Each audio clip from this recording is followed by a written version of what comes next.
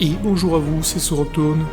Dans cette vidéo, je vais vous apprendre à créer un menu de pause utilisable à la manette qui permettra de modifier les options graphiques et audio. Commencez par créer un projet vierge et attaquons. On va faire un clic droit, Blueprint, et choisissez Actor Component. Je vais l'appeler AC Pause Menu. On va l'ouvrir, retirer le superflu, puis créer une nouvelle fonction que j'appellerai Init Settings. On va la glisser-déposer au Begin Play afin qu'elle soit appelée au démarrage. Ensuite, comme nous utiliserons MetaSound, il faut d'abord permettre la modulation audio de ce dernier, en allant dans Edit, Plugin, activer la modulation et redémarrer.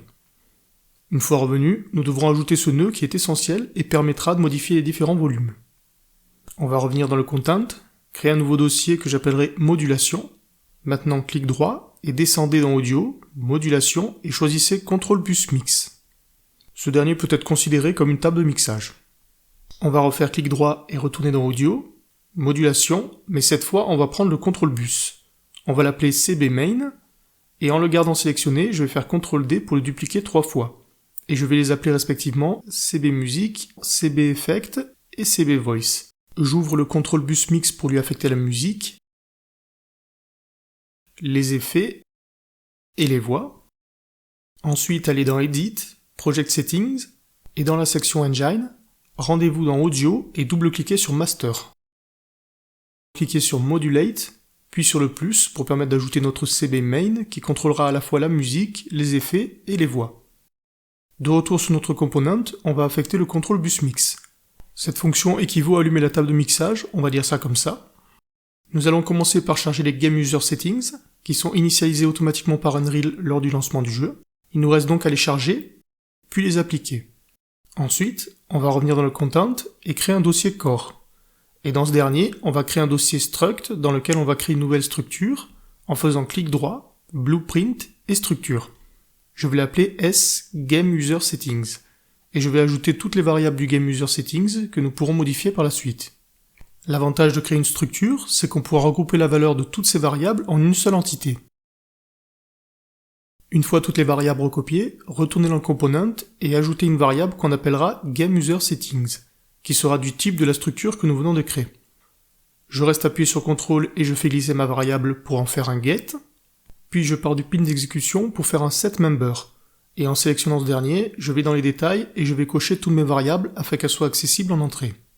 Maintenant, je pars du Game User Settings et je vais taper V5, et prendre le Is V5 Enabled. Je repars encore du même et je vais prendre le Get Resolution Scale Information. Et pour les suivants, je vais faire Get Shadow, Get Shading, etc., etc. Je relie tout ça. Attention à bien relier le Current Scale Value du Get Resolution Scale et relier simplement les autres. Je vais sélectionner tout ça, faire un clic droit et Collapse to Function. Je vais l'appeler Load Game User Settings. Je double-clique pour mettre en ordre et ajouter le return de sortie. Vous n'êtes pas obligé de mettre ce dernier, mais c'est quand même plus propre, à vous de voir. On ajoute maintenant la structure pour l'audio que j'appellerai S Audio Settings, et encore une dernière que j'appellerai S Custom Settings. On ouvre d'abord celle pour l'audio où je vais ajouter Général, Musique, Effect et Voices. On passe maintenant aux Custom Settings. C'est ici que je vais mettre les options qui ne sont pas sauvegardées dans le Game User d'Unreal. Ces derniers ne sont pas inclus car ils dépendent de la compatibilité entre plateformes, du fonctionnement du moteur de rendu et de la gestion des performances. C'est pourquoi nous devrons les gérer séparément. Si j'ai d'autres options à rajouter comme le choix de la langue, la sensibilité manette ou autre, je les ajouterai ici. D'où le nom de Custom pour cette structure. Je vais maintenant créer un dossier Save Game. Je fais le clic droit et je tape Save Game. Vous l'aurez compris, ce sera le fichier de sauvegarde. Je vais l'appeler Settings Save Game. Je vais ajouter mes variables une à une. Alors ici, je mets les variables une à une car je trouve ça plus visuel et surtout parce qu'il n'y en a pas beaucoup. Mais vous pouvez très bien utiliser la structure que l'on a créée juste avant. Je vais créer la catégorie Graphics et les déposer dedans.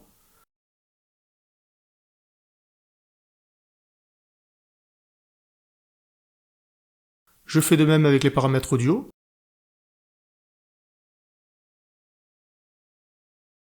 Alors ne faites surtout pas ce que je vais vous montrer maintenant, c'est uniquement pour vous expliquer comment utiliser les structures si vous souhaitez remplacer les paramètres un à un. Ici, je mets ma structure des custom settings, et dessous, celle des paramètres audio. En vrai, ces deux lignes suffisent à remplacer tout ce qu'il y a au-dessus. Après, pour l'utilisation, nous l'avons vu et le reverrons encore, mais nous pourrons faire un setMembers pour l'affectation des valeurs et un break pour la récupération. Je peux supprimer cet exemple et nous pouvons maintenant continuer. Je reviens dans le component, je tire un câble et je tape DOS-SaveGameExist. Je tire un câble à partir du slot name et je fais promote to variable. Je le nomme settings slot name. Ici, je vous laisse cliquer sur compile en haut à gauche pour pouvoir attribuer un nom à notre variable. Je vais l'appeler settings.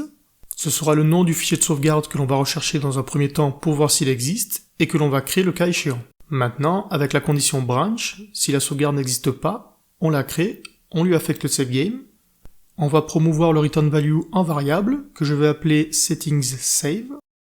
Une fois que notre sauvegarde est prête, on récupère le GameUserSettings, puis la résolution de l'écran. On va faire un break pour récupérer X et Y, et on part chercher notre savegame. Et on va faire cette résolution. Pour info, si vous avez préféré mettre les structures, il faudra récupérer la structure graphique à la place et faire un setMember en cochant la résolution. Maintenant, on fait un append à partir du save des résolutions, on relie tout ça. Attention, j'ai failli oublier, je clique sur le plus ici, je maintiens CTRL et je relie le Y en bas, et je mets un espace, un X et un espace. Il nous reste plus qu'à sauvegarder pour que cette valeur par défaut soit affectée à notre fichier. Avec le SaveGameToSlot, on va lui raccorder notre variable. Alors je vais modifier ici le getScreenResolution pour le remplacer par getDesktopResolution. Pourquoi ? Parce que je préfère m'assurer que la valeur par défaut corresponde à la résolution actuelle de votre PC plutôt qu'à celle définie par le jeu. Cela permettra d'éviter que la résolution du jeu dépasse celle supportée par votre écran. On peut continuer en glissant le SaveGame avec CTRL, et je vais faire un get de toutes mes valeurs graphiques. Là pour le coup, ça aurait été plus simple d'utiliser la structure, je l'admets. On va créer une variable custom settings du type de notre structure. Je vais le mettre dans la catégorie data pour faire plus propre. Comme ça, j'y fais glisser le GameUser également. Je récupère le custom settings en maintenant CTRL et j'affecte toutes mes variables. Je sélectionne tout, clic droit et je convertis en fonction que je vais appeler populate graphic data. Voilà qui est fait pour la récupération de nos valeurs. Je place maintenant un getGameUserSettings et je tire un setFullScreenMode. Pareil pour le setFramerate limit. Alors je vais renommer mes custom settings en graphic settings, en espérant que ce soit plus compréhensible. Je fais glisser mes graphic settings, je break, et j'affecte mon window mode et le framerate. Et pour la résolution, je tire un setScreenResolution, je fais un make, je vais utiliser une fonction de split pour diviser mon texte en deux parties, en se basant sur la valeur entrée dans instr qui déterminera le point de séparation. Je vais mettre espace X espace, et peu importe que vous ayez mis un X majuscule avant ou pas, car la box in your case ne le prendra pas en compte. Une fois tout ceci relié, il ne reste plus qu'à appliquer les paramètres de résolution. On sélectionne tout, et on en fait une fonction. Je vais l'appeler changeGraphics, ou plutôt applyGraphics, ce sera mieux. On va s'occuper de l'audio maintenant. J'ajoute une variable que j'appelle AudioSettings, et qui sera du même type que son nom le suggère. Je la glisse dans la catégorie data, puis dans mon graphe, et je tire un setMembers en cochant toutes les variables. J'ajoute ma sauvegarde dans le graphe, et je fais un get de mes 4 variables audio, et je les relie aux valeurs correspondantes. J'encapsule encore le tout dans une fonction que je vais appeler populateSoonData. Ensuite, je glisse ma structure audio et je fais un break. Je place un setGlobal control bus mix. Je vais sélectionner le CB main, qui ne sera autre que le canal général. Je vais promouvoir le contrôle bus général en variable, et je relie la valeur. Ensuite, je place un set control bus mix by filter, et je lui assigne le control bus mix, et l'adresse en question permettra de l'identifier. Du coup, je vais dupliquer le CB main 3 fois pour la musique, les effets et les voix. Je compile afin de pouvoir leur affecter leurs contrôleurs respectifs.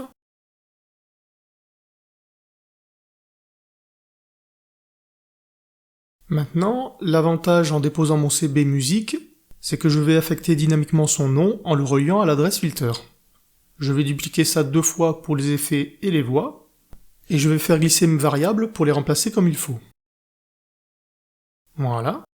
Il ne me reste plus qu'à relier l'ensemble. Je sélectionne tout et je collapse en fonction que j'appelle Apply Sound Settings. Maintenant, nous avons fini toute la partie création et affectation des valeurs de base. Il nous faut maintenant s'occuper du chargement si la sauvegarde existe déjà. Je pars donc du true et je fais un load game from slot. Je fais glisser ma variable settings, puis je pars de la valeur retournée en faisant un cast de ma save.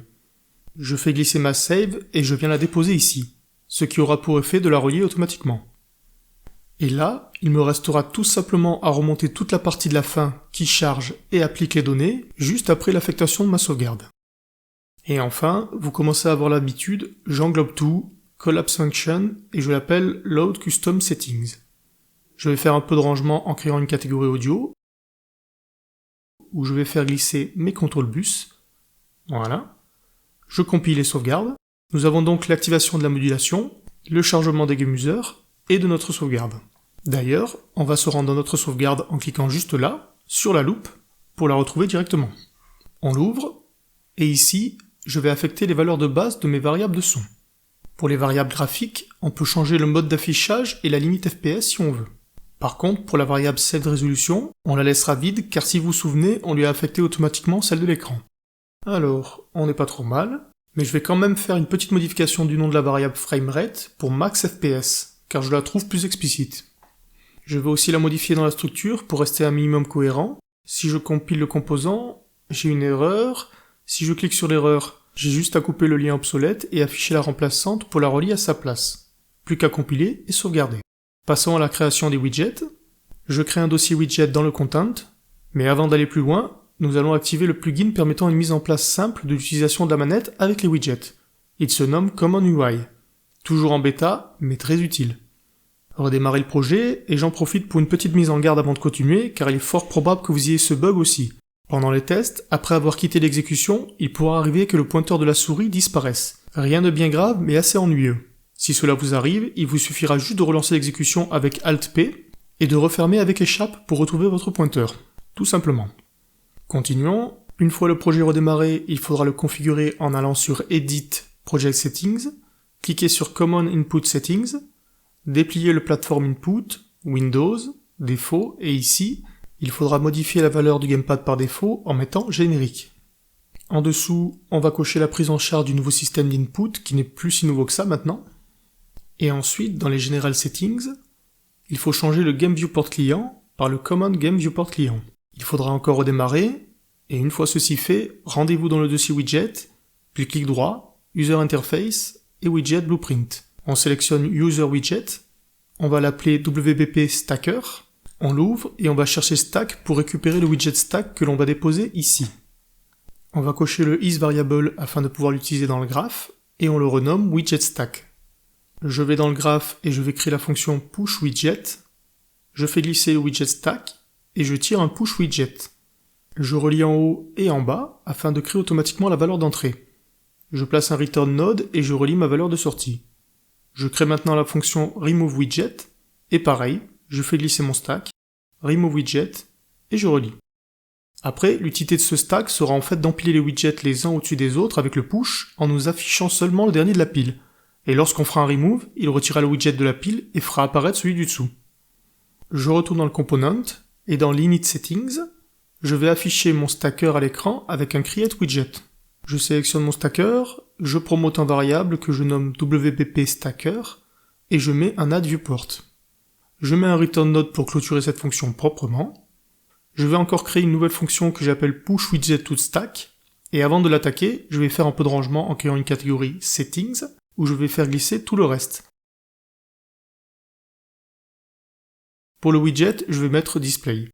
Je fais glisser mon stacker, et comme tout à l'heure, pushWidget, et je relie. Puis derrière, je vais mettre un branch en maintenant B et clic gauche, je le relie en entrée et je vais le renommer Focus UI. Je vais chercher le getPlayerController, je pars de ce dernier et je tape setInputModeUIOnly, que je connecte à True, et je relie le widget qui sera Focus. Je mets un return node ici et je vais relier mon widget en sortie. Je place un return node ici aussi avec le widget connecté, et je renomme la valeur de sortie en ActivatableWidget. Maintenant, je crée la fonction removeWidget from stack. Pareil, je glisse le stack, removeWidget, je relie, je connecte, j'ajoute le branch kick B, je relie et je connecte en entrée aussi, je le nomme Focus Game ce coup-ci, je récupère le getPlayerController, je tape Set Input Mode Game Only, qui permettra de définir si on veut focus le jeu ou pas. En partant du Player Controller, on tape Show Mouse qu'on va laisser à False, car si l'on retourne en jeu, je ne veux pas laisser la souris affichée à l'écran. On place le Return Node, je retourne dans le Push Widget car j'ai oublié de mettre l'affichage de la souris actif, donc Show Mouse Cursor en partant du Player Controller, qu'on va attacher à la suite, et on n'oublie pas de le mettre à true. De retour dans le dossier Core, je vais faire clic droit pour créer le Game Mode, GM Menu. Avec lui, je crée un Player Controller que j'appelle PC Menu. Je fais glisser mon Game Mode dans le World Settings, et je fais ensuite glisser le Player Controller Menu. J'ouvre mon contrôleur, et je vais lui ajouter mon composant. Pour tester rapidement, je vais créer un input temporaire. Je vais changer la touche pour tabulation, je glisse mon composant ici, et maintenant, il me faut créer le widget à afficher. Je retourne donc dans le Content, Widgets, et je vais chercher le Common Activatable Widget. Je l'appelle WBP Pose Menu. J'ajoute un canvas, un border sur ce dernier que je vais centrer. Je coche Size to Content afin qu'il adapte sa taille à son contenu. Je change le padding pour 30. Dans le Draw House, je passe en Rounded Box. Je change le Rounding Type pour Fixed Radius. Et j'affecte 30 de chaque côté. Je vais aussi modifier l'opacité du brush color en le mettant à 0,2. Maintenant, je lui ajoute une vertical box, un bouton qui sera enfant de cette dernière, et un text block dans le bouton. Je vais changer sa valeur et mettre continuer. Pour le style du bouton, je vais changer la couleur. Je le mets blanc avec une opacité à 0,2. Je replie et je vais faire un Shift clic droit pour copier la valeur, et Shift clic gauche pour la coller. Sauf qu'ici, je modifie juste l'opacité à 0,5. Pareil, Shift clic gauche, et je modifie l'opacité à 0,8. Bon, c'est un exemple d'interface, mais vous pouvez évidemment l'adapter à votre convenance. Ensuite, je retourne dans le composant pour créer la fonction nous permettant d'afficher notre menu. Je vais l'appeler DisplayMenu. Je glisse la fonction PushWidgetToStack, je choisis mon menu, et je coche le Focus UI. Je ferme avec un Return Node, je retourne sur mon PC menu, et maintenant je peux lancer ma fonction DisplayMenu en partant du composant, et je relie à mon input tab. Si je lance l'exécution et que j'appuie sur Tab, ça fonctionne. Dans ce cas, je vais dupliquer le bouton 2 fois avec CTRL D. Pour le texte du premier, je mets Option, et le deuxième, Quitter. Avant de poursuivre, on va aller dans le dossier Core et créer un dossier Input. Clic droit, Input, et choisissez Input Mapping Context. Ce dernier servira à attribuer les touches d'interaction pour le menu. Je vais créer un nouveau dossier pour créer les touches d'action. À l'intérieur de ce dossier, clic droit, Input et Action. Je l'appelle IA Pause et je laisse par défaut. Je retourne sur mon IMC. Je choisis l'IA Pause et je peux maintenant lui attribuer 2 touches. Pour la première, je mets tabulation du clavier, et la deuxième, je prends ma manette et j'appuie sur Start. Ensuite, dans mon PC menu, je récupère l'Enhanced Input Local, et je tire un Add Mapping Context pour lui attribuer celui que nous venons de créer. Et je connecte au Begin Play. Je vais remplacer mon affectation temporaire en plaçant mon IA Pause. Je déplie et je relie le Started au Display Menu. Je peux supprimer celui-là. Je retourne dans le widget du menu pour renommer mes boutons afin de les reconnaître. Et je n'oublie pas de cocher isVariable afin de pouvoir les utiliser dans le graphe. Je précise ça car si vous ne la cochez pas et que vous descendez dans les détails, vous n'aurez accès à aucune action. Mais une fois cochées, elles apparaîtront. On clique sur l'event onClicked qui va s'afficher directement dans le graphe et j'ajoute un kit game. Je vais dans Fonction et je clique sur Override pour surcharger la fonction getDesiredFocusTarget. Cette dernière permet de définir quel sera le bouton qui sera focus en priorité lors de l'affichage de ce widget. Je choisis le bouton Continuer, je compile et lance l'exécution. Avec la manette, j'appuie sur Start et je peux naviguer facilement entre les boutons et presser les boutons. Je crée ensuite l'event du bouton Continuer. Ce que je veux faire ici, c'est faire appel à mon component Pause Menu qui se trouve dans le Player Controller. Et je veux supprimer le widget du stack pour venir au jeu. Donc faire appel à mon Remove Widget from Stack ici. Pour cela, je vais récupérer le Player Controller, que je vais cast pour récupérer le component qui va faire appel au Remove Widget from Stack. Je tire ici un Self, car c'est cette fenêtre que je souhaite faire disparaître et je désire focus le jeu à nouveau. Alors ici, ça va fonctionner, mais je vais vous montrer comment améliorer ce code. Peut-être que vous avez déjà deviné où je veux en venir, on va passer par une interface. Donc je crée un dossier interface dans le core, clic droit, Blueprint et Blueprint Interface. Je vais la nommer BPI Widget, et je tape ici Remove Widget from Stack. J'ajoute une variable de type Common Activatable Widget et je la nomme Widget. En sortie, je mets un booléen qui ne sera pas utilisé, mais qui me permettra de passer par une fonction plutôt que par un event. Ça évitera de polluer mon graphe inutilement. Je retourne dans mon PC menu, je clique sur Class Settings afin de lui attribuer mon interface qui est comme une sorte de contrat que va passer mon widget. Une fois attribué, on voit la fonction apparaître dans l'interface, je l'ouvre, et je fais glisser mon composant, je tire le Remove from Stack, je connecte tout ça, je relie au widget, je m'aperçois que j'ai oublié le focus game, qu'à cela ne tienne, je retourne dans le BPI et j'ajoute mon booléen. Je vais mettre focus-game afin qu'il n'y ait pas de conflit avec son nom. Je peux maintenant le relier. Et de retour sur mon widget, plutôt que de faire un cast et tout ce bordel, je n'aurai plus qu'à envoyer un message par le biais d'interface. Et si mon player controller a en quelque sorte signé le contrat, il exécutera la fonction, sinon elle sera ignorée. Si je teste et que j'appuie sur Tab, j'affiche le menu, je clique sur Continuer, je reviens bien au jeu. Puisqu'on est dans l'amélioration, on va remplacer nos boutons standards qui offrent des possibilités restreintes par un Common Button Base. On va récupérer ce dernier ici. Je l'appelle W-Button-Base, je l'ouvre, je glisse un Horizontal Box. Dans celui-ci, je glisse un Common Action Widget et un Text Block. Je renomme la zone de texte Text Bouton et je coche isVariable. Pour le Common Action Widget, je vais lui attribuer le nom du bind, même si je ne me servirai pas de l'affichage des touches pour ce tuto. Pour ça, je vous laisse revoir ma précédente vidéo sur le Common UI. Le lien se trouve dans la description. Je clique là-haut pour passer en Desired On Screen. Je vais modifier la taille de l'input action à 0 pour qu'il ne prenne pas de place. Je vais ensuite dans le graphe, je fais glisser mon bouton et je fais Set Text, celui-là. Ici, je fais Promote to Variable, que je vais appeler Input Text. Je vais lui attribuer Continuer par défaut. Et j'oublie pas de cliquer sur Instance Editable pour le rendre visible et permettre de l'éditer ensuite. Par contre, j'aimerais bien retrouver le style précédent. Alors pour les common boutons, on va devoir créer un style à part entière qui sera réutilisable. Pour ça, clic droit, je tape Style et je choisis Common Button Style. Ici j'ai le normal, overhead, etc. Et pour recopier facilement le style, je vais faire Shift-clic droit sur le normal du bouton de base, et je fais Shift-clic gauche pour le copier sur le nouveau bouton. Je fais pareil pour l'overhead, et le prest. Je retourne maintenant sur mon nouveau bouton, je clique à la racine, et je récupère mon style ici. Je reviens dans mon menu pause, et je vais chercher mon button base. J'en ajoute 3, je supprime les précédents, je renomme le premier BTN Resume, je vais me rendre dans le graphe pour supprimer les précédents events, je renomme les deux derniers,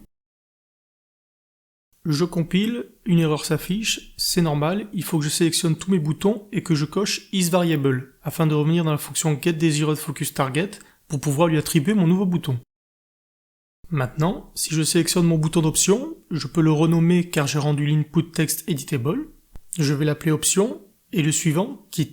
Alors j'ai oublié de centrer mon texte, je reviens sur mon bouton, je sélectionne le texte, je passe en fil pour prendre tout l'espace, et je centre le texte. Je retourne sur le menu et je sélectionne les deux derniers boutons afin d'ajouter un padding vers le haut. Ensuite, je veux que l'appui sur la touche Tab ou Start de ma manette exécute l'event du bouton continuer. Pour ça, je vais ici et j'affecte l'action. Je vais cliquer pour créer l'event onClicked et je vais le reconnecter à sa place. Si je lance l'exécution, je peux tester et appuyer sur Start ou Tab, et le menu apparaîtra et disparaîtra bien comme il faut. On va attaquer le plat de résistance maintenant, qui est l'écran des options. Dans le dossier Widget, clic droit, User Interface, Widget Blueprint, et je veux prendre le Common Activatable Widget, que j'appelle WBP Option. Je glisse un Canvas Panel, je glisse un border dans le canvas. Ce border, je vais dans l'ancrage et je fais Shift-Ctrl-Clic ici pour qu'il prenne toute la place. Je vais mettre le brush color en noir et l'opacité à 0,2. Je vais rajouter le background blur en fond du border et je définis sa force sur 3, ce qui aura pour effet de flouter le fond. Je glisse un autre canvas sur le canvas principal, je lui fais prendre toute la place aussi, ou pas, je vais plutôt le rétrécir un peu. On peut faire ça manuellement si on veut, mais dans mon cas, je vais juste changer les valeurs. Je remets tous les offsets à 0. Voilà, on a le canvas qui servira d'affichage principal, et je vais maintenant faire glisser une horizontal box sur le premier canvas. Je vais jouer avec son ancrage aussi et remettre les offsets à 0. J'ajoute mon button base dans cette horizontal box. Je vais centrer l'alignement et je vais l'appeler retour. Je le renomme btn back et je coche isVariable. On va maintenant créer les fenêtres qui seront positionnées dans le canvas central. Donc User Interface, Widget Blueprint et Common Activatable Widget. Je l'appelle WVideo Settings, je l'ouvre. J'ajoute une scroll box, je lui ajoute un canvas. Je mets un border dans le canvas. Je lui fais prendre toute la place. Je passe la couleur au noir et l'opacité à 0,2. Je fais glisser une vertical box dans le canvas panel. Je lui fais prendre toute la place. Je prends ensuite un texte que je fais glisser sur la vertical box. Je change de texte pour display. Je change sa taille pour 45.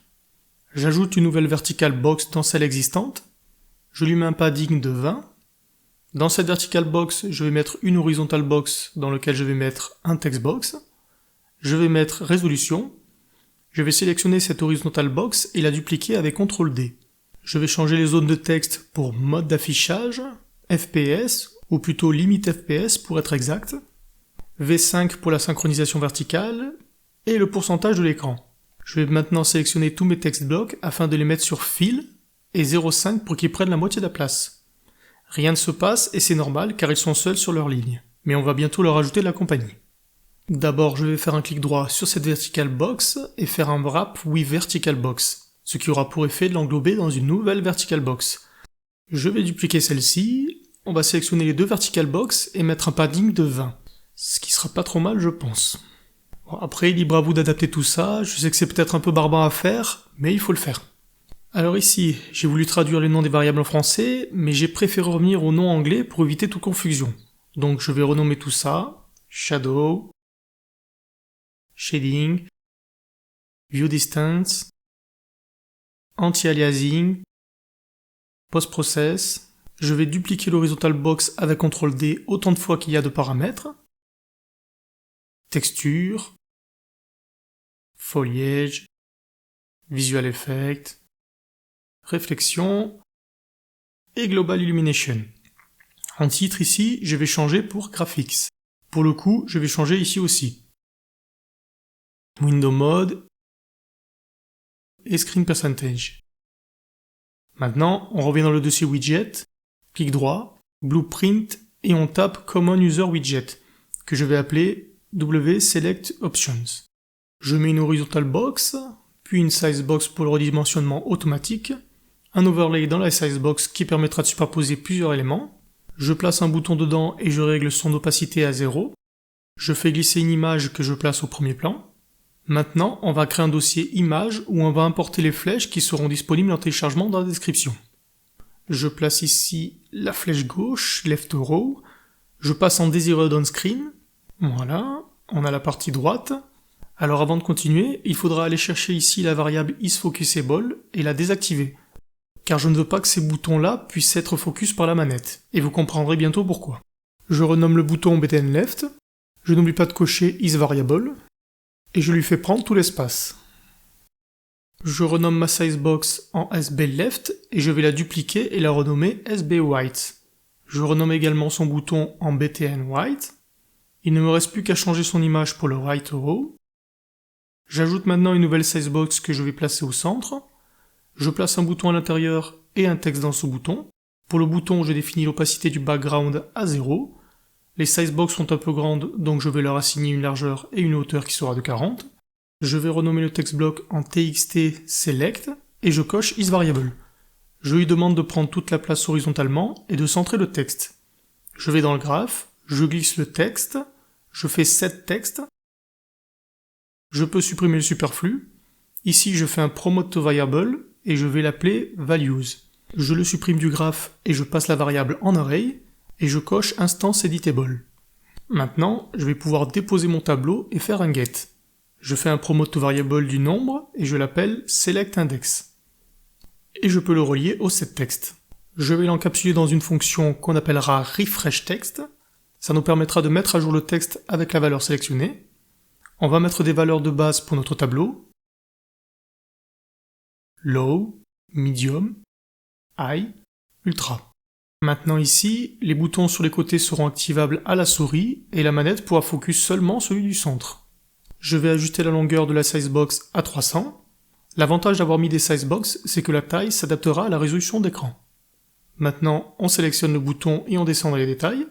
Et vous pouvez voir ici dans le volet de navigation, left, right, up, etc.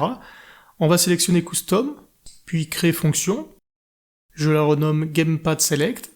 Je tire un switch. Je glisse mon index avec CTRL. Quand on appuiera à gauche, on décrémentera la valeur. Et on va mettre une condition. Si plus petit que 0, je fais un set de mon index. Je récupère la longueur de mon tableau, qui me renverra 4, car j'ai 4 valeurs affectées dans ce dernier. Mais je vais mettre -1, car le tableau commence à 0. La dernière valeur sera donc 3. Je relie tout ça, je collapse en fonction que j'appelle décrémente index, je reprends l'index, mais j'incrémente ce coup-ci car nous pressons à droite. Si la valeur est plus grande, je prends mon tableau, la longueur, et là j'ai ajouté -1 pour je ne sais quelle raison, ne recopiez pas ça et reliez simplement le length du tableau directement. Ensuite, on met un branch, je relie tout ça, je fais un set de la valeur à 0 pour revenir au premier élément du tableau, et je collapse en fonction. Incrémente index. Une fois la valeur changée, il ne reste plus qu'à la rafraîchir avec la fonction que nous avons créée juste avant, et on est presque bon. Revenons dans le designer, et sélectionnez le bouton et cochez isVariable. On va le renommer BTN Center, et très important, il va falloir cocher isFocusable pour assurer la navigation à la manette. On va descendre dans les détails et ajouter la fonction Gamepad Select à la navigation pour White. Je sélectionne le bouton Left et je crée l'event OnClicked ici. Je vais sur le bouton White maintenant et je fais de même. Je place ensuite la fonction décrémente pour la gauche et incrémente pour la droite. Et je n'oublie pas de rafraîchir le texte ensuite.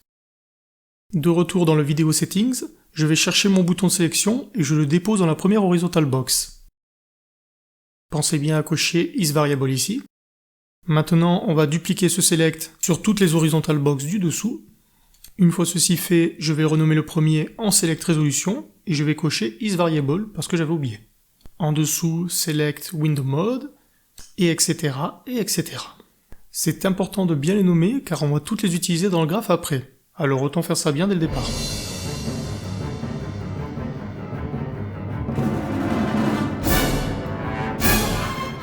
Une fois terminé, on va dans le graphe et on override le getDesiredFocusTarget. Je lui affecte mon Select Resolution, ou plutôt non, le bouton Center de mon Select Resolution. On revient dans le pause menu et je vais créer l'event OnClicked du bouton Options. Ici, je vais faire appel au Push Widget, mais par le biais de l'interface comme au-dessus. Alors je vais double-cliquer sur ma fonction Remove Widget pour revenir sur mon interface, et je vais ajouter une fonction Push Widget to Stack. J'ajoute une variable de type Common Activatable Widget, et je vais choisir la référence à la classe. Je renomme en Widget Class, j'ajoute un booléen que j'appelle Focus, point d'interrogation. En sortie, le booléen inutilisé, mais qui permet la création d'une fonction. Je reviens dans mon widget pause menu, puis j'ajoute un player controller, et je fais un Push Widget to Stack. Je sélectionne le widget d'option et je coche Focus. Il me reste à créer la fonction dans le contrôleur. Je fais glisser mon composant pause menu et je tape Push. Alors attention ici à ne pas prendre l'interface, mais bien celui qu'on avait catégorisé dans le display. Et je relie tout ça. On va maintenant créer un switcher qui nous permettra de naviguer entre les affichages. Donc retour dans le dossier widget et on va créer un autre blueprint, le Command Tab List widget base. On l'appelle Command Tab List. On superpose une horizontal box, un Command Visual Attachment et un Command Action widget. Je vais dupliquer le Command Visual Attachment, j'ajoute une horizontal box entre les deux que je déclare en variable et je la renomme HB Tab Button. Je passe en Desired On Screen, j'agrandis un peu, et ici je sélectionne le premier Command Visual et j'initialise l'encre en X à 1. Je sélectionne le Command Action Widget et je vais changer les images. Je vais prendre celle que j'ai déjà utilisée pour le précédent tuto, le lien est en description. À gauche, je vais mettre LB et à droite, je vais mettre RB. Je vais les redimensionner à 40 par 40. Je retourne dans le corps, Input, action, clic droit, input action, et je vais le nommer IA left tab. Je le duplique et je renomme celui-là IA right tab. Je vais dans l'IMC pour lui attribuer la gâchette gauche dans le left tab. J'ajoute le white tab et j'affecte la gâchette droite de la manette. LB, RB. Je vais dans le graphe de mon Common Tab List, je supprime le superflu, je fais un set linked switcher, je fais promote to variable pour la variable Common Switcher. Je rends l'instance éditable, puis je crée une nouvelle variable que je nomme widget, de type widget. Je la rends éditable et je la passe en tableau. Je glisse le widget et je fais un clear, même si pour le coup je ne pense pas qu'il soit réellement utile dans ce cas-là. Je fais glisser le Common Switcher avec CTRL appuyé et je fais clic droit sur ma variable pour le convertir en validated get. Comme ça, on vérifie sa validité avant de continuer. Puis je fais un getChildren count, -1. Je fais un for loop. Attention ici à bien relier ça en bas. Je connecte ça. Je fais ensuite un getChild at pour récupérer l'enfant à l'index en cours. Et je l'ajoute à mon tableau de widgets. L'avantage de ce code, c'est qu'il va récupérer automatiquement tous les widgets placés dans le switcher. On descend plus bas, je remets l'event construct, je fais glisser mon tableau de widgets, je fais un for loop sur ce dernier, je vais faire un register tab permettant d'ajouter un bouton correspondant à chaque widget, je pars de l'index du tableau et je fais un toString pour ensuite pouvoir le relier au tab name ID. Ça permettra de lui attribuer un identifiant automatique. Je choisis mon button base dans la liste, je relie l'array élément au content widget, je mets un branch ici pour vérifier la validité, et si c'est bon, on ajoute le bouton à l'horizontal box avec le addChild. Alors ici, il faudra juste partir du name et faire un getTabButtonBaseById afin de pouvoir le relier au content. De retour dans le WBP Options, ici dans le canvas, je vais faire glisser une vertical box qui prendra toute la place, puis une horizontal box dans cette dernière, je vais centrer celle-ci, je vais récupérer le Common Tab List et le glisser dans l'horizontal box. Je clique sur List and Input et j'attribue les actions White Tab et Left Tab. Je vais ensuite intégrer le Common Activatable Widget Switcher dans la vertical box que je vais renommer Switcher. Et je le passe en fil. Je viens lui ajouter ma fenêtre Video Settings. Pour l'exemple, je vais la dupliquer et modifier son padding pour qu'il soit reconnaissable facilement. Je clique sur le Command Tab List et je sélectionne le switcher. Et là, il va récupérer automatiquement mes widgets. Si je compile et lance l'exécution, le changement fonctionne bien, mais par contre, je ne vois pas mes icônes. Du coup, je ne vais pas avoir le choix que de repartir dans le core, Input, clic droit, Blueprint, et on va créer un Common Input Base Controller Data. Je l'appelle Gamepad Input Data, je l'ouvre, je le réouvre pour avoir l'autre affichage. Ici, je sélectionne Gamepad, en dessous le générique, qui correspond à celui qu'on a attribué dans le projet de settings. Je vais ajouter mes deux touches LB et RB. Pour les images, je vais faire un copier-coller de celles que j'avais mises dans le Command Tab List. Comme ça, je n'aurai pas à tout remettre manuellement. Et je réinitialise les images. Ici, pensez bien à affecter vos actions, car elles serviront de référence pour l'affichage des images, tandis que celles du Command Tab List serviront à l'utilisation du Tab Switcher. Maintenant, dans le projet de settings, je vais attribuer le contrôleur data, je peux faire un test, ça a l'air de fonctionner pas trop mal, mais il va quand même falloir modifier quelques petites choses. D'abord, je vais retourner dans le Command Button Style, où j'avais attribué les couleurs polo normal, mais je vais également modifier le Selected. Je passe l'opacité du Selected Base à 0,5, je replie et je copie-colle sur les deux autres. Ensuite, je me rends dans le Select Option et je sélectionne mon bouton Center.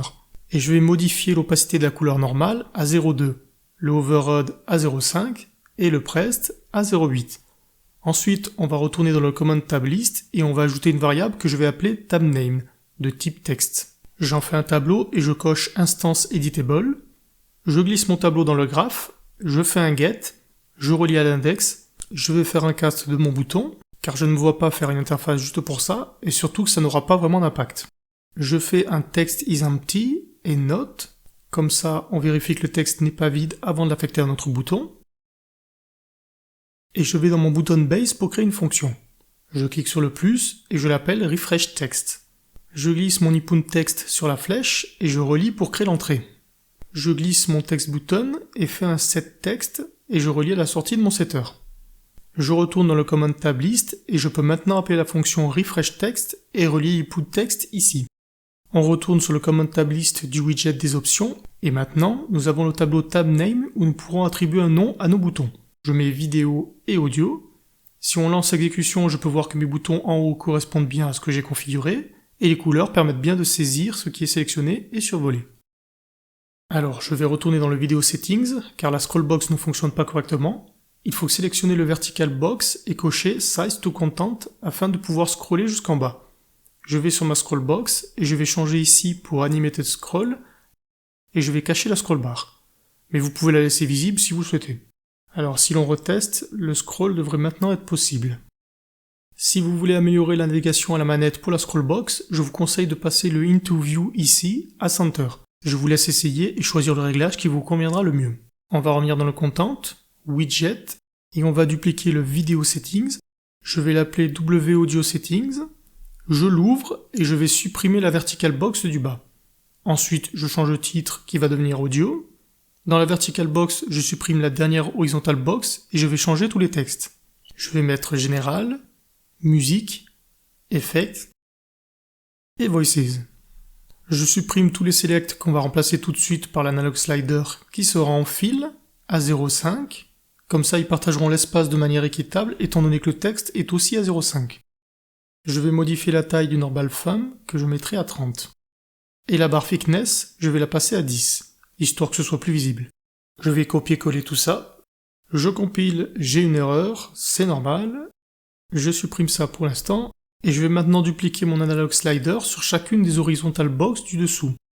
Je définis en variable et je renomme slider général, slider musique et j'oublie pas de cocher isVariable, slider effect, on coche, et slider voices et on coche. On retourne ensuite dans le widget des options et je vais supprimer le deuxième vidéo settings et le remplacer par l'audio settings que je récupère ici. Je clique sur le command tab list. Il est bien pris en compte, et le nom est déjà défini. Parfait. Je teste. Je peux maintenant accéder à la fenêtre des audios et bouger le curseur à la souris. Et si je teste ça avec la manette, je remarque que ça devient plus compliqué.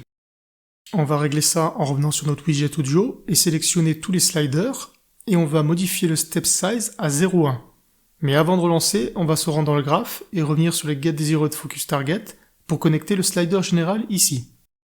Maintenant, si on lance, je peux utiliser la manette et ça fonctionne tout de suite bien mieux. On peut également aller dans le class default et activer l'auto restore focus ici, et tant qu'à faire, on va faire pareil dans le widget vidéo, class default, on coche l'auto restore focus, et maintenant, quand vous naviguerez dans le menu, si vous passez d'une fenêtre à l'autre, vous récupérez le focus du bouton là où il était resté. On va s'attaquer au code maintenant, et on va commencer par le widget vidéo settings. Ici, je garde seulement le construct, et je vais récupérer le player controller. Je vais faire Get Component by Class et je choisis l'AC Pose Menu. Je vais promouvoir en variable, je la nomme AC Pose Menu. Comme ça, je récupère la référence de mon composant à l'affichage. Je vais créer une nouvelle fonction que je vais appeler initGameUserSettings. Je vais faire glisser mon composant. Je fais un get de ma variable GameUserSettings. J'en fais une variable que je nomme GameUserData qui comportera les données initiales. Et je vais promouvoir encore une fois pour un GameUserData Modified, qui comportera les données modifiées. Du coup, si on modifie les options mais qu'on ne veut pas les valider, on pourra réinitialiser facilement. Maintenant, je place en séquence en maintenant la touche S et clic gauche. Je vais faire un break d'un de mes deux GameUserData, et je vais ajouter autant de pins qu'il y a d'options. Ensuite, on commence par la synchronisation verticale.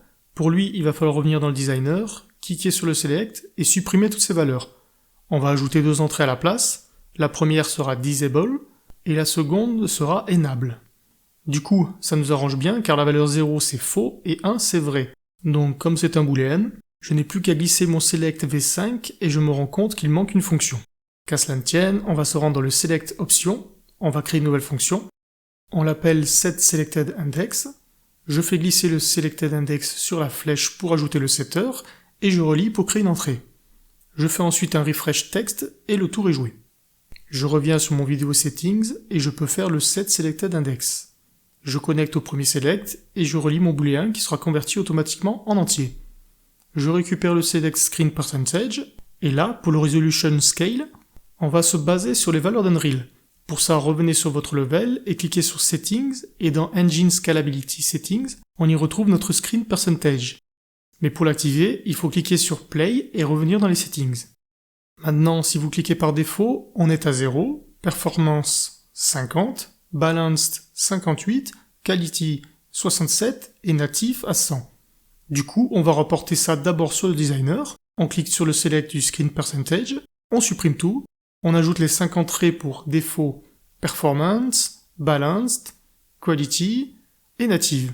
Puis on retourne dans le graphe et on va faire un set selected index. Je vais partir d'ici et faire un select int. Je tire un égal ici et je mets la valeur 100. Donc si la valeur est égale à 100, c'est l'index 4 qui sera sélectionné. Je copie-colle ce bout de code. Je relie ici pour ajouter une sélection qui définira l'index à 3. Je relie ici. Si la valeur est égale à 67, je recommence la procédure copie-colle. Je relie. Ça deviendra 2 si. Je relie ici. Si la valeur est égale à 58. Et un petit dernier. Si la valeur vaut 50, l'index sera défini à 1, sinon ce sera 0, qui est la valeur par défaut. Il ne reste plus qu'à relier ça comme ça, et cette partie-là, je vais l'encapsuler dans une macro. Et comme vous pouvez le voir, ça me crée plein de connexions disgracieuses. On va les couper avec Alt-clic, on double-clic et on va relier tout ce beau monde sur A. Je supprime toutes les autres entrées et je renomme A en value. Et pour ajouter la sortie, il nous suffit de mettre un exec et de le renommer den. Et plus qu'à le relier. Les plus compliqués sont faits. Pour le reste, je vais sélectionner mon premier set selected index et le dupliquer autant de fois qu'il y a de connexions. Je relie le premier qui sera le réglage des shadows. Alors je vais récupérer mon select shadow et le glisser ici pour le remplacer. Je fais glisser le select shading pour le remplacer ici. Je connecte ici et là-haut. Je continue avec le view distance et je pense que vous avez compris ce qu'il fallait faire maintenant. Ce qu'il faut, c'est bien faire attention à ce que tout soit bien connecté et de bien remplacer la variable v5 à chaque fois.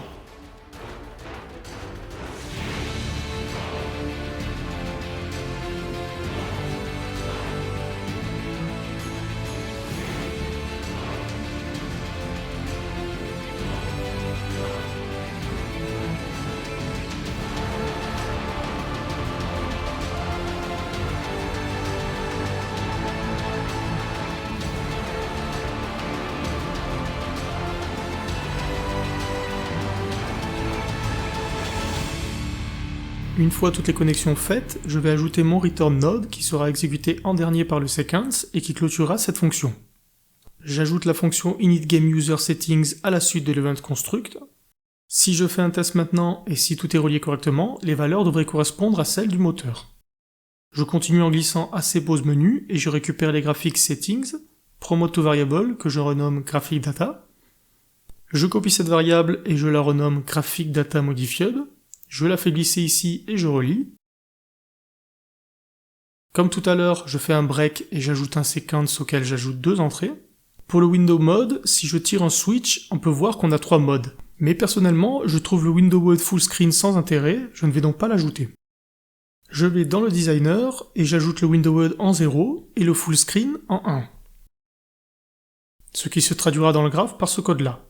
Si c'est égal à full screen, je le mets à 1. Sinon, ce sera 0, qui correspond au mode fenêtré. Maintenant, je prends le select resolution, et pour lui, je vais créer une nouvelle fonction que je vais appeler getResolution. Je tire un câble et je tape getSupported full screen resolution. Si c'est true, je fais un for loop. Si c'est faux, je quitte la fonction. Je tire un break, je fais un toString, puis append, espace x espace, je rajoute un pin et je relie le y. Je fais un toText, et je promote en variable locale, que je vais appeler L pour local-values. Je peux la supprimer ici pour la passer en tableau, je fais glisser et je fais un add. À savoir que depuis la version 5.5, on a le petit V qui apparaît pour identifier une variable locale. Ici, on va tirer un câble et faire un triple égal pour avoir une égalité stricte. Je fais glisser le graphic data et je fais un break et je viens relier la résolution. Je sélectionne mon break et je peux cliquer sur Hide Unconnected Pins pour cacher les valeurs inutilisées. Je vais mettre un branch, et si la valeur trouvée est égale à la résolution choisie, je définis la valeur sélectionnée qui sera encore une variable locale. Une fois la boucle complétée, je fais un return node et je viens lui attacher mes deux valeurs locales, que je vais renommer values et selectIndex. Je reviens dans l'event graph et je fais glisser ma fonction, je la relie. Si le tableau n'est pas vide, je peux faire un setValues du selectResolution que je raccorde aux valeurs retournées. Je le relie au trou, et je n'ai plus qu'à faire un setSelectIndex et lui donner l'index qui est sélectionné, puis je l'attache à la suite. J'englobe le tout et je collapse en fonction que j'appellerai setResolution. Pour les FPS, on va d'abord dans le designer pour définir de nouvelles valeurs. On remplace index 0 par unlimited, puis 30, 60 et enfin 120 FPS. Et pour définir cette limite, on va faire glisser le selectFPS, tirer un câble et faire setSelectedIndex. Je pourrais très bien faire comme tout à l'heure avec le selectInt, mais je vais changer en utilisant des branches. Mais les deux façons sont valides. Je définis le selectIndex à 3, je tire un câble et je fais égal égal et je mets 120. Je mets un branch que je relie là-haut et au selectIndex. Je sélectionne tout ça et je fais un collapse to macro que j'appelle setLimitFPS. Je double-clique dessus, je mets de l'ordre et je renomme A en value. Je tire un nouveau câble, égal égal pour les 60, je tire un branch que je relie au false. Donc si ce n'est pas 120 fps, est-ce que c'est 60? Si c'est le cas, on passe le selectIndex à 2 et ainsi de suite. On le duplique, selectIndex à 1, je relie et je passe la valeur ici à 30, et forcément, si ce n'est pas 1, ce sera obligatoirement 0. De retour dans l'event graph, je vais sélectionner tout ça, encore une fois collapse to function que je vais appeler init custom user settings. Maintenant, on va revenir sur le select option et sélectionner le bouton central pour ajouter un padding de 20 à gauche et à droite. Comme ça, les boutons ne seront pas trop collés entre eux. Puis dans le graphe, je vais ajouter un event dispatcher que je vais appeler onSelectionChange. Je clique ici pour ajouter une valeur en entrée qui sera de type integer et que je vais appeler index. Je le glisse ici et je fais un call, puis je lui attache le selectIndex. Je copie le call et je vais retourner cliquer sur mon bouton et cliquer sur la loupe pour retourner dans la fonction de navigation de la manette. Et après le refresh, on va coller le call onSelectionChange avec la variable. Je reviens sur mon widget des vidéos settings et si je descends dans les détails d'un de mes boutons de sélection, on peut maintenant faire appel à l'event que je viens de créer. Du coup, je vais commencer par le V5 et je clique sur l'event. Quand le joueur changera sa valeur, cet event sera appelé. Ici, il faudra faire glisser le GameUserModified et faire un setMember du V5 et relier l'index qui convertira automatiquement. Je reproduis ça dessous avec le suivant, qui n'est autre que le Resolution Scale. Je sélectionne le Select Screen Percentage et je clique sur l'event onSelectionChange. Je relie au-dessus, et là, je vais tirer un câble, taper Select, et vous allez prendre le dernier de la liste. Voilà, je connecte, je rajoute 3 pins et je mets les valeurs qu'on a déjà mis tout à l'heure. Ensuite, on sélectionne Shadow, on crée l'event, GameUserDataModified, setMembers, et je clique sur Shadow. Je relie, et je vais faire pareil pour le reste.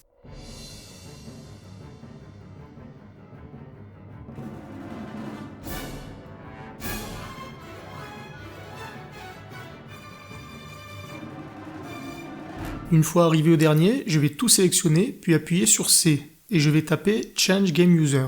Je vais zoomer et changer de couleur pour que ce soit plus distinct. Je vais agrandir un peu sur la droite, et on va ajouter une nouvelle variable que je vais appeler AnyGameUserChange. Je mets de type boolean, et je le repasse en single.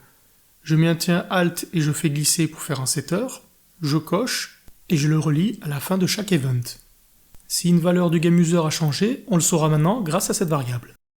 On va s'occuper ensuite des 3 graphics data. Donc je sélectionne le Select Window Mode, je crée son event, je fais glisser le Graphic Data Modified, setMember et Window Mode. On va tirer un select ici et je vais modifier la première valeur pour sélectionner Window Mode, qui est la valeur 0 comme nous l'avons défini juste là. Je relie tout ça. La résolution maintenant, on crée l'event. Alors ici, je souhaiterais récupérer la valeur, mais je n'ai que l'index.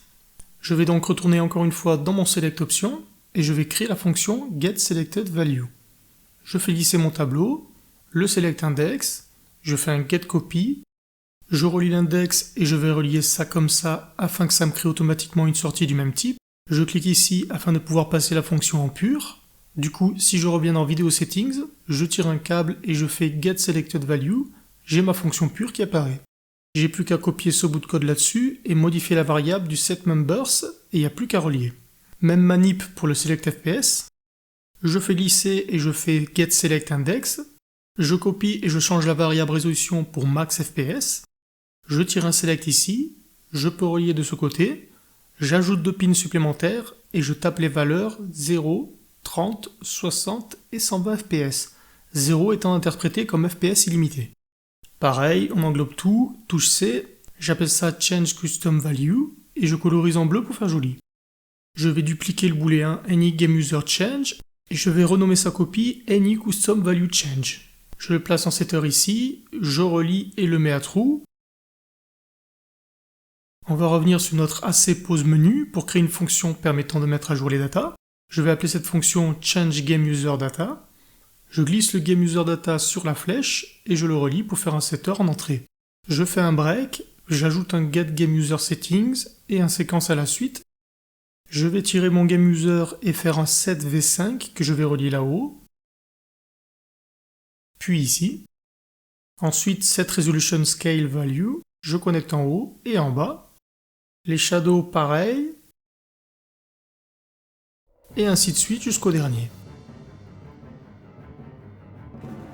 Et je finis par le return node pour fermer ma fonction proprement.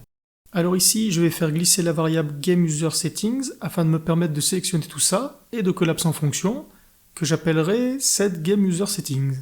Je vais supprimer ce return node là pour l'instant et je vais mettre au propre à l'intérieur en remettant le return. Et je vais connecter le getGameUserSettings à ce dernier. Je le renomme GameUserSettings. Comme ça, je pourrai le récupérer dans mon ChangeGameUserData et faire un SaveSettings. Et j'appliquerai juste après. Je peux remettre le return node. On va maintenant créer la fonction ChangeGraphicSettings qui va faire de même avec mes données graphiques. Je fais glisser le GraphicSettings sur la flèche pour en faire un setter et je relie comme tout à l'heure en entrée.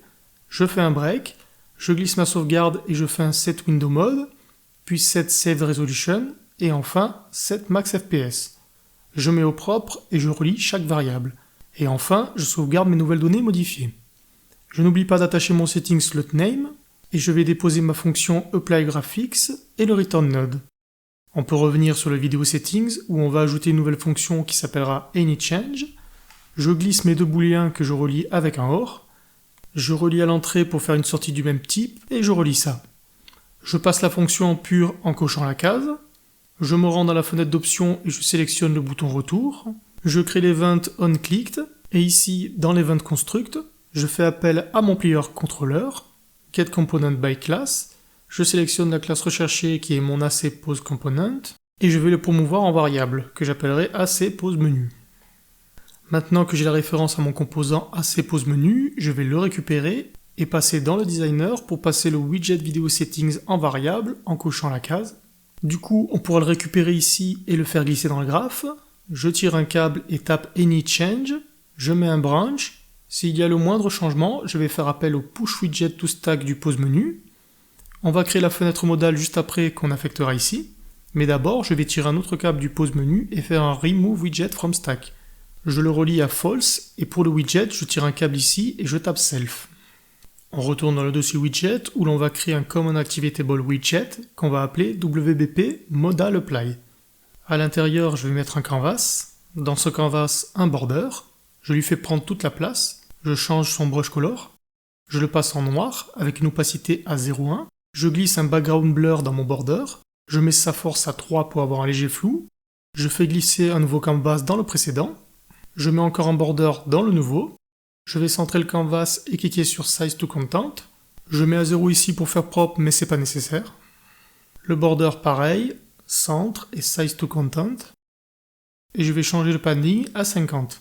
Je vais changer l'opacité du brush color pour le mettre à 0,2. Puis dans Brush et Draw As, je vais passer en Rounded Box. Je place une vertical box dans ce border. Dans la vertical box, je vais placer un text block et modifier son texte pour voulez-vous appliquer les changements. Je glisse ensuite une horizontal box dans ma vertical box. Je vais mettre un padding en haut de 20. Je récupère mon bouton base et je le glisse dans l'horizontal box. Je vais le dupliquer. Je renomme le premier bouton BTN Apply. et le second btn cancel. Et je n'oublie pas de les définir tous les deux comme variables. Ensuite, je prends un space que je vais placer entre les deux. Comme ça, je pourrais mettre un padding à gauche et à droite de 20. Je vais centrer l'horizontal box à l'horizontale seulement. Puis je vais cliquer sur mes boutons pour changer leur texte. Je mets oui et non. Je vais ensuite dans le graphe et je vais créer une nouvelle variable. Je vais l'appeler WBP option de type WBP option. Je coche instance editable. Je retourne dans mon widget d'options. Je tire un câble ici et je vais cast mon modal apply. Je tape set WBP options et je relie ici. Et je tire un self pour que ma fenêtre modale ait la référence à la fenêtre d'options. Maintenant, je peux sélectionner ici ma classe modale. Je peux cocher focus UI. Je me rends dans le vidéo settings et je vais créer deux fonctions. Save change et discard change. Je commence avec la save, j'appuie sur S et clic gauche pour mettre en séquence, que je relie à l'entrée. Je vais mettre deux branches pour vérifier les deux conditions, si j'ai des changements dans le GameUser ou dans les custom values. Je glisse la référence à mon AC pose menu et je place un change GameUser data en haut. Je le relie à true et je place un change graphic settings en bas que je relie à true également. Je viens connecter le GameUser data modified en haut et le graphic data modified en bas. Les données modifiées étant validées et sauvegardées, il ne me reste plus qu'à mettre à jour les datas standards avec les nouvelles. Puis je reviens ici et j'ajoute un pin d'exécution. Et je réinitialise mes booléens à false. Je retourne dans mes options. Ici, je vais créer deux fonctions apply change et discard change. Dans ce dernier, je glisse le video settings et je lance sa fonction discard. Je vais faire pareil dans le apply, je le glisse et je ne l'ai pas appelé apply, je l'ai appelé save. Ensuite ici, si mes changements sont appliqués, je peux fermer la fenêtre des options, donc self. Maintenant dans la fenêtre modale, je vais créer l'event du bouton apply on clicked. Pareil pour le bouton cancel. Je glisse la ref de mes options, je relie apply en haut et discard en bas. Je tape get player controller afin de récupérer le component AC pose menu et je fais un remove widget from stack et le widget à retirer c'est self, donc lui-même. Je peux le relier aux deux. Puis on va régler quelques erreurs et oublis. Dans les options d'abord, j'avais coché Focus Game ici. Décochez-le si jamais vous avez fait la même erreur que moi. Ensuite, on revient dans le widget pause menu. On sélectionne le bouton quitter. On va chercher l'event onClicked. On clique et on remet le kit game. Dans le widget des options, pour le bouton retour, je veux la possibilité d'appuyer sur la touche B de ma manette pour revenir. Alors pour ça, je vais dans mon dossier input action. Et je vais dupliquer une action, je l'appelle IA Cancel. Je vais dans IMC Navigation pour le définir. J'attribue le bouton de la manette. Je reviens sur le bouton de mon menu et je définis mon action dans Triggering Enhance Input Action. Je retourne dans ma fenêtre modale Apply. On se rend dans le graphe et j'ai oublié de vous faire override le Get Desired Focus Target afin que la manette ait directement le focus sur un bouton au lancement de la fenêtre. Alors, je ne l'ai pas précisé, mais si vous allez dans le dossier du projet sur Saved et Save Game, vous retrouverez la sauvegarde des settings. Je vous conseille de la supprimer et de lancer en standalone pour être sûr de tester dans de bonnes conditions. Et si tout fonctionne bien de votre côté, et j'espère que c'est le cas, on va pouvoir terminer par la gestion de l'audio. On va donc se rendre dans le graphe du widget audio, et comme on l'a fait précédemment, Get Player Controller, Get Component by Class pour récupérer l'AC pose menu, et je le promote en variable. Je le relie au preconstruct et je vais créer une fonction d'initialisation, je l'appelle initValues, je fais glisser ma référence d'AC pose menu, get audio settings et je fais promote to variable. Je break, le séquence, vous commencez à avoir l'habitude, je glisse le slider général et je fais setValue, je relie le général au inValue, je duplique 3 fois, j'ajoute 3 pins d'exécution que je vais relier. Comme ça, on récupère les données audio de notre composant et on règle les sliders à la valeur correspondante. Je peux relier tout ça, puis je fais glisser les bons sliders aux bons endroits. Je place la fonction à la suite dans le preconstruct. Je clique ensuite sur le slider général et je vais créer l'event onValueChange. Alors celui-là est particulier car il contrôle tous les autres volumes. Alors on va chercher le setGlobalControlBusMixValue. On sélectionne le CB main, on relie tout ça. Si on change le volume, il va falloir le reporter dans les datas. Donc je glisse l'audio settings et setMember, je sélectionne le général et je le relie à la nouvelle valeur. On passe au slider musique, on crée l'event, on récupère le setControlBusMixByFilter, je remonte pour promouvoir en variable ControlBusMix du dessus, je vais l'appeler CB général, comme ça je n'ai plus qu'à le dupliquer 3 fois, On l'a déjà fait si vous vous souvenez. Je les renomme tous. J'attribue le contrôle bus mix ici. Je compile pour pouvoir affecter mes variables correctement. Une fois que c'est fait, je glisse mon CB musique et je le relie à l'adresse. J'oublie pas de relier la valeur. Je glisse Audio Settings, Set Member de la musique. Je relie comme au-dessus à la nouvelle valeur. On va créer l'event pour les effets. On va faire l'effet néant et copier-coller ce qu'on a au-dessus. Je relie et je remplace le CB musique par l'effet. Derrière, je remplace également la musique par l'effet et je relie à la valeur. Rien de neuf, copier-coller. Je crée l'event onValueChange pour le slider Voices. Je relie, je change pour la voix à l'arrière et le CB Voices à l'avant. Et on est tout bon. J'englobe dans un commentaire avec la touche C que je nomme Slider Change Values. Comme ça, c'est plus propre. J'agrandis et comme pour les options graphiques, on va créer un boolean AnyChange que je vais mettre à la suite en maintenant Alt et clic pour poser un setter que je passe à true. Je me rends à nouveau dans l'AC Pose Menu et comme pour les GameUser et les Graphics Change, je vais créer une nouvelle classe pour mettre à jour les changements. Je l'appelle Change Audio Settings. Je fais un setter de mes audio settings que je relie en entrée encore une fois, le séquence, le break, je fais glisser la référence de ma sauvegarde et je fais set général, set musique, set effect et set voices. Je relie tout ça aux séquences, j'ajoute le return node, je vais laisser encore un pin d'exécution avant car je vais en avoir besoin pour sauvegarder ces données, je glisse settings slot name et je tire un save game to slot. Je relie la sauvegarde et le pin d'exécution, et je n'oublie pas de relier toutes les valeurs. De retour dans l'audio settings, je vais créer une fonction que je vais appeler applyIfAnyChange. Je glisse mon booléen et je place la condition. Si un changement a eu lieu, je prends la référence de l'AC Pose et j'appelle la fonction que nous venons de créer. Je réinitialise mon booléen. Je n'oublie pas d'envoyer les nouvelles data audio, et le petit return node de fin pour faire ça bien. Ensuite, dans le widget des options, on s'assure que l'audio settings soit bien une variable, sinon on coche la case isVariable. Dans le graphe, on récupère cette variable et on appelle la fonction applyIfAnyChange. Et ici, on va le mettre au premier, comme ça, lors de l'appui sur le bouton retour, on sauvegarde les différents volumes, s'ils ont changé bien évidemment, avant de vérifier les autres options. Je supprime la sauvegarde avant de lancer l'exécution, comme ça, pas de mauvaise surprise. Je bouge mes curseurs audio, et si je ferme et que je relance l'exécution, en revenant dans les paramètres audio, ils sont bien sauvegardés comme il faut. Et en guise de test, et pour vérifier que nos contrôleurs fonctionnent bien, on va ajouter des sons.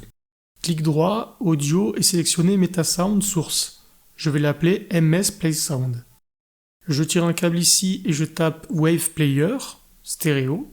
Je vais faire Promote to Graph Input ici pour le Wave Player, qui représentera notre fichier son. Pareil pour le loop, Promote to Graph Input. Je relie le onFinish sur le onFinished. Je vais ajouter une variable ici pour le volume. Je la glisse dans le graphe. Je mets un multiply dans la sortie gauche et droite. Alors ici j'ai une sortie mono. Je vais la modifier en allant cliquer sur MetaSound. Et ici dans la output format, je vais passer en stéréo. Maintenant j'ai mes deux sorties. Je relie le gauche et le droit. Et le volume sur mes deux multiply. Dans le range, je permettrai de multiplier jusqu'à 5 fois la valeur du son. Et par défaut, je le mettrai à 1. Je sauvegarde, et ici, si vous ne connaissez pas MetaSound, dites-vous que c'est un peu comme les matériaux. Celui-ci sera mon MetaSound maître, et en cliquant droit dessus, je vais créer un MetaSound source preset. Je vais le renommer MS Music, et en l'ouvrant, on se retrouve sur une instance de notre PlaySound. Il faut juste aller dans les sources, et ici, dans le volume routing, mettez Union, et cochez Modulate, afin de pouvoir ajouter notre CB Music, car on mettra une musique dans ce dernier. Je duplique pour ajouter un effet, et je duplique à nouveau pour le fichier de voix. J'ouvre le voice et je modifie le modulateur de volume qui sera celui des voix. Pareil pour les effets, je mets CB Effect, on se rend dans notre level et on va faire simple, on ouvre le level Blueprint et dans ce dernier, je vais ajouter un PlaySound 2D que je vais dupliquer 2 fois. J'ajoute ma musique, mon effet et ma voix. Avant d'importer les fichiers son, je vous invite à override la valeur du loop pour la passer à true sur chacun des fichiers que nous avons créés ou directement dans le MS PlaySound. Maintenant, il ne nous reste plus qu'à importer des fichiers sons. Je vous laisse ajouter au projet vos propres sons.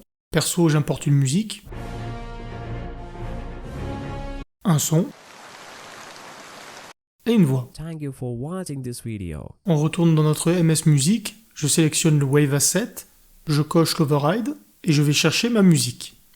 Pareil pour l'effet sonore, Wave Asset, Override, et je vais chercher mon son de pluie. Et enfin la voix, comme ça lors du test, je saurai si le type du volume que je règle correspond bien. Il ne vous reste plus qu'à admirer le résultat final. Thank you for watching this video. If you enjoyed it, please hit the like button and the bell notification icon. Thank you for watching this video. If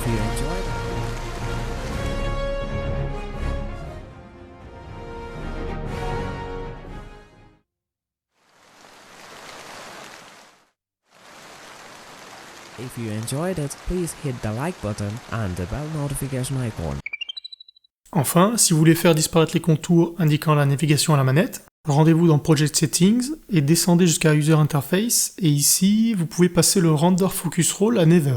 Relancez le projet et utilisez la manette à nouveau, les contours auront disparu. J'espère que cette vidéo vous aura aidé, n'hésitez pas à me dire ce que vous en avez pensé en commentaire, et si quelque chose n'a pas fonctionné comme vous le voulez, je vous laisse le projet disponible en téléchargement dans la description. A bientôt.